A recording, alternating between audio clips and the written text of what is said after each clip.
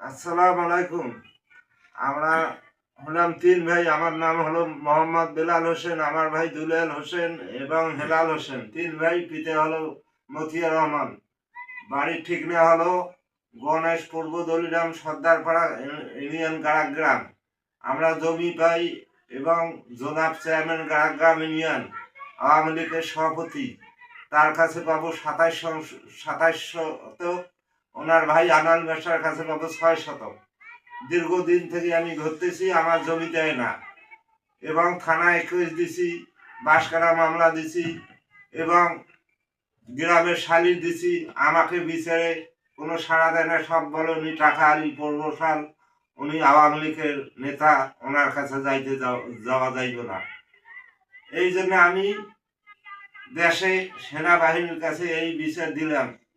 আমি তার কাছ থেকে অনুরোধ, ধরেন আমাকে সুস্থ বিচার করিয়ে আমার জমিটা উদ্ধার করে দেয়। আমি গরিব মানুষ, আমি দেশ বিদেশ খাটি ভাই, আমার বাড়ি করা জমি গ্রন্থ নাই এবং তার জাল দলিল পাওয়া হয়েছে। 72 সালের দলিল নাম্বার এবং 97 সালের দলিল নাম্বার দিয়ে আমার 20 শতক মাটি সে রেকর্ড করাইছে। সে জমি পায় না আমার কাছে, সে জাল দলিল দেখে আমার জমি বেহালালি করে খাইতেছে। এইটা আমি সেনাবাহিনীর কাছে ভালোভাবে বিচার চাই।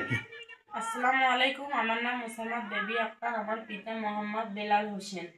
আমরা জনাব চেয়ারম্যান আওয়ামী লীগের নেতা, ওনার কাছ থেকে আমরা জমি পাই, ওনার ভাইয়ের কাছ থেকেও আমরা জমি পাই।